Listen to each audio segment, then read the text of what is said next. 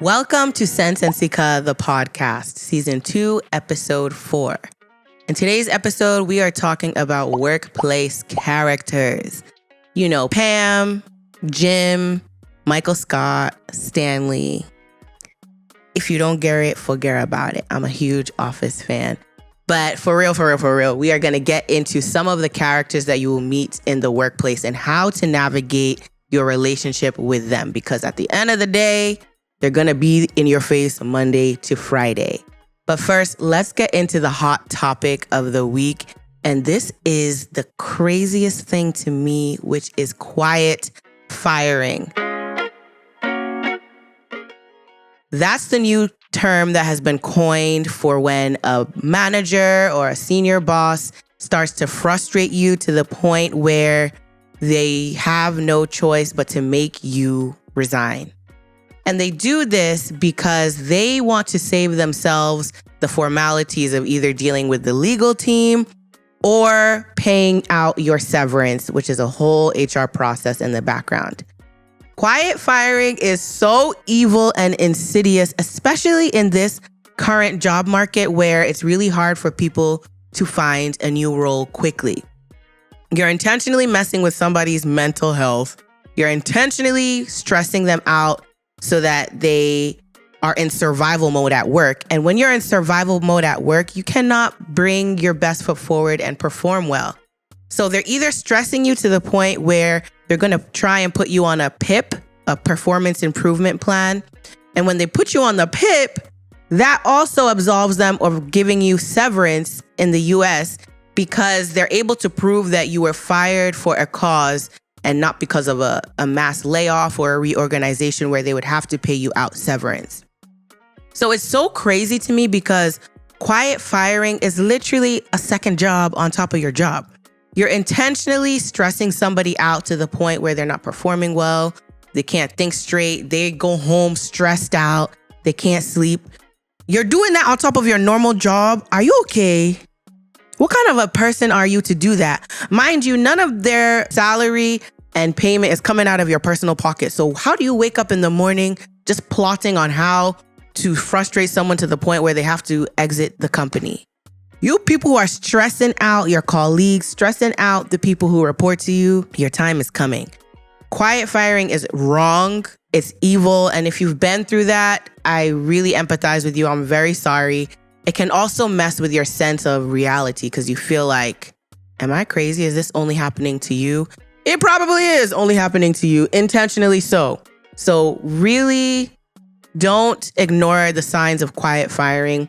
If you are in a position where you feel like your manager is micromanaging you, especially recently, or they're trying to manipulate your words and make it seem like you're not doing your job, just quickly start collecting your things and interviewing, keep your resume fresh, start looking for new opportunities because something is smelling, something is up, and you don't want to wait to the point where they overly frustrate you because then you're also not able to perform well when it comes to potentially hopping into the next company and the next role. So let's get into the characters of the workplace. The first one that you may come across that is very common is the two-facer. I like to call this person the two-facer because they are motivated by insecurity. Depending on if you're entry level or more seasoned in your career, this may show up differently. But if you're entry level, this might look like someone who is taking you under their wing.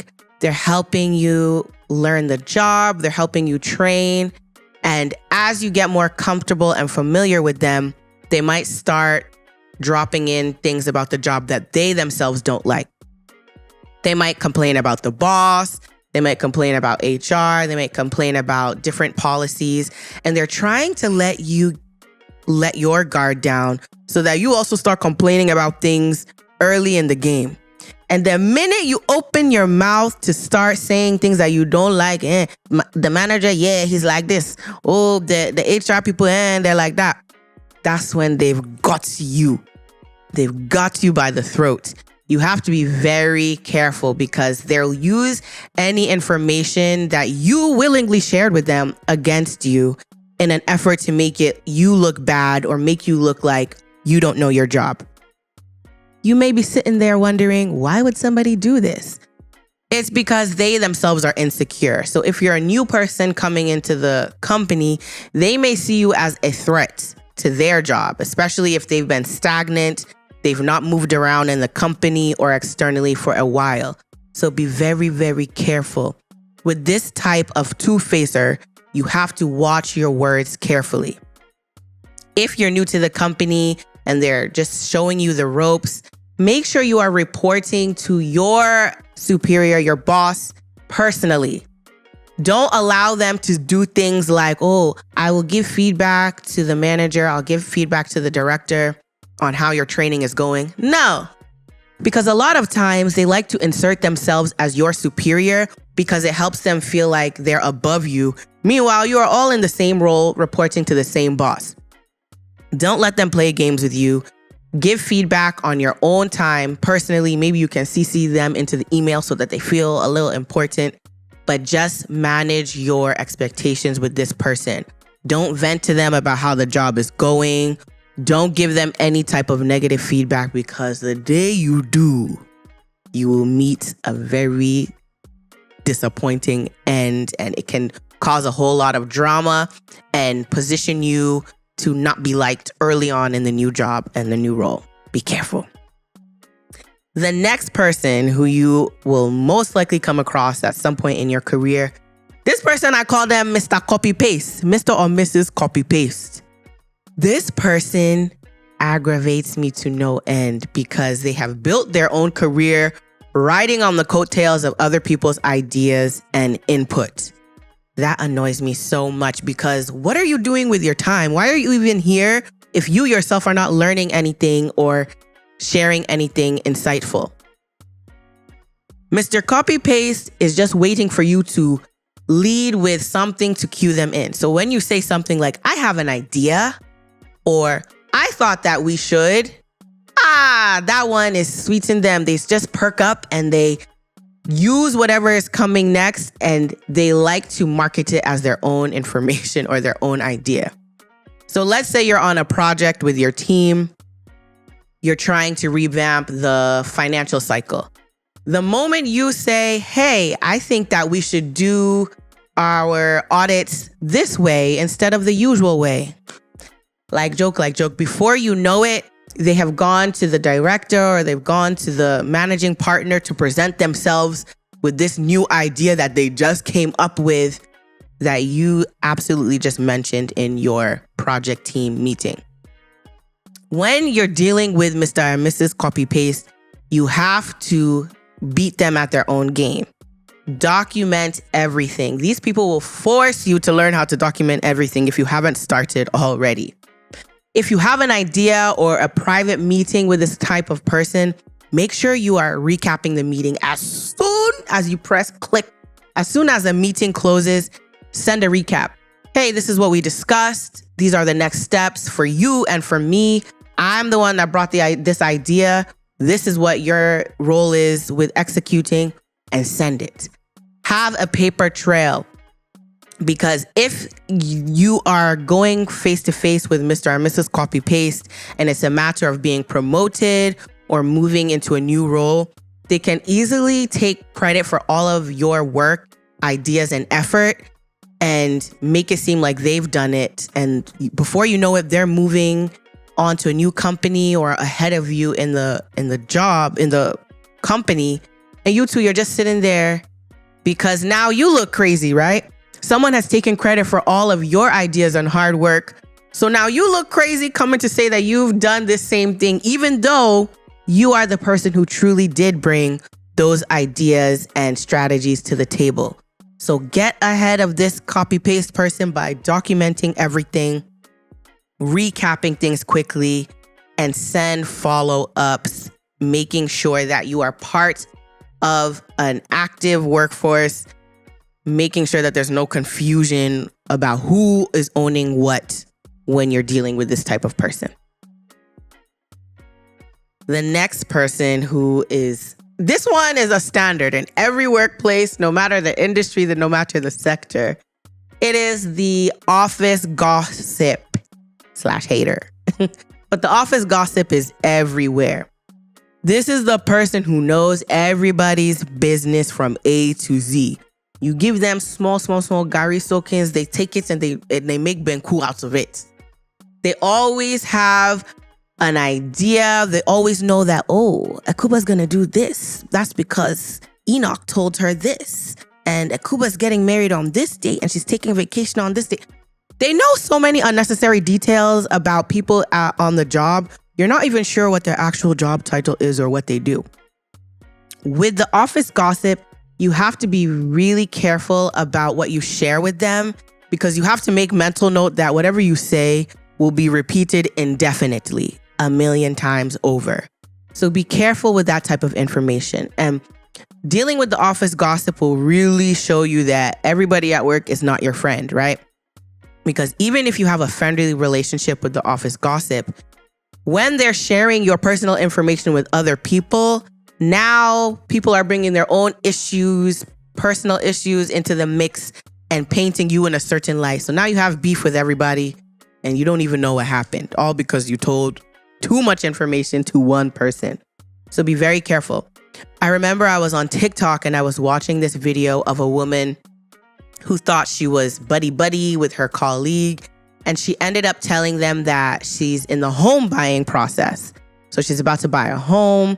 She had to take off a couple of days to do the official home closing, get the keys and everything. She's singing like a bird, telling her colleague all of this information.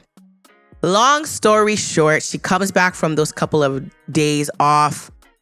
The energy, the vibes are weird. Within 2 weeks, this woman received a notification that she's being laid off due to restructuring.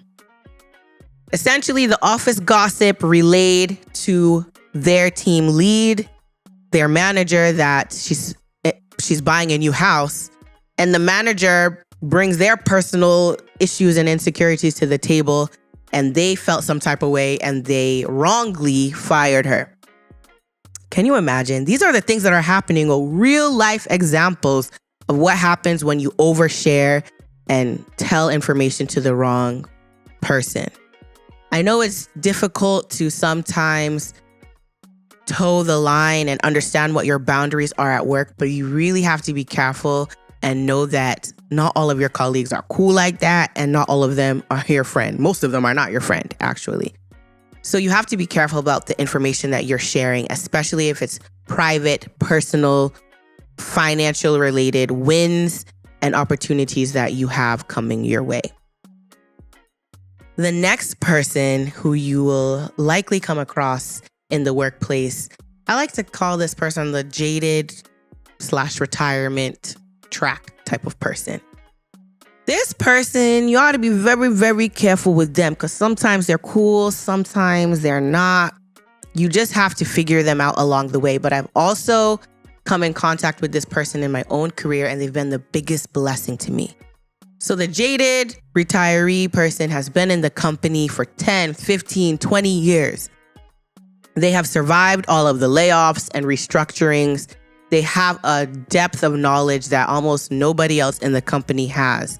They've seen all the things, the technical transitions, the financial transitions. They know the job, they know the companies in and out, and they know everybody at the job very well as well. Because of this, what they think about you and what they say holds a lot of weight. So you have to be very mindful of that. You don't want to get in their bad side, because once they don't like you, it can feel like everybody doesn't like you, because that's how much authority and emotional control that they have in the workplace. So make sure that you just keep it cordial with these people who have been at the company for a long time. Make sure that you introduce yourself, and who knows, on the positive side, they may take you under their wing and just show you the ropes. I've had people take me under their wing and just show me how to operate around people who have been somewhat challenging in the workplace. And And they didn't name any names, but they were like, hey, when you're going into these types of meetings, make sure you have your notes ready in this format because this particular boss doesn't like things to be all over the place. So just keep it organized, keep it short and sweet. Just little things like that in your ear that make surviving the workplace so much better. And they have the wealth of knowledge for that. So when you're operating around these people, try and get in their good graces. Bring them a little sweet treat when you come back from vacation. Compliment them. Just be a kind person. It will take you very far. But as I mentioned with all the other types, just be mindful of what you do and do not say around them because their opinion of you and the wealth of knowledge they have, that combination is very beneficial, but also lethal because they hold a lot of weight. So whether you've come in contact with the office gossip, Mr. Copy Paste, or the jaded retiree, just be mindful of the words that come out of your mouth, especially if you're in a new role, and even more so if you start to relax and feel comfortable because people can surprise you in a good way and more often than not in a bad way. So just be careful. Let's wrap up this episode with a listener letter. This one says, Hi, Akuba. I work in healthcare administration. My colleague, let's call her the Duchess, has been there for 15 years and controls all of the institutional knowledge, but she barely shares information. My boss seems to be kind of afraid of her because she's new on the job herself. New ideas get shot down around the Duchess. Now I'm 2 years in and I'm already drained. How do I work around someone like this? This is a great question. I think the Duchess falls into the category of the jaded retiree, right? So she's somebody who has a depth of knowledge. People acknowledge that and they feel like she knows everything. So, hey, whatever the Duchess says goes. With people like this, you have to bring them into your process, right? Make them feel like all the information they shared with you gave you the information to make a new idea. They have to feel like they're included because they may be dealing with their own level of uncertainty because they've been in the job for so long and they haven't moved around. So they may feel like you're only 2 years in, you think you know everything, da da da da da. Sometimes that's just how people are. So you have to manage them accordingly. The concern here is that your boss is also kind of afraid of them because they're new as well. But listen, you are a one-man army. You have to navigate around the Duchess yourself. Forget about your boss, quite frankly. So if you're bringing a new idea to the table, maybe go to the Duchess and say, hey, you trained me on how to do X, Y, and Z, and that was so helpful and beneficial for me. I'm thinking of starting this new initiative, but I just wanted your input on how I can tweak it or make a new adjustment. What do you think about this?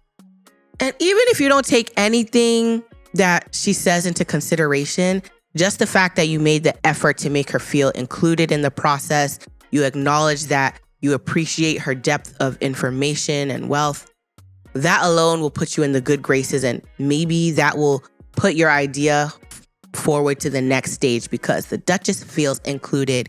She feels appreciated. So try that. Let me know how it works out for you, and I hope that it gets a lot better as you move on. So to wrap up this episode, whether you are new to the job, you're seasoned in your career, there's always going to be characters that you come across in the workplace. And don't let them frustrate you to the point where you feel hopeless. No, no, no, no, no. Take every character with a learning grain of salt. They are helping you learn your interpersonal skills. You are learning emotional management and you're learning how to deal with all types of people.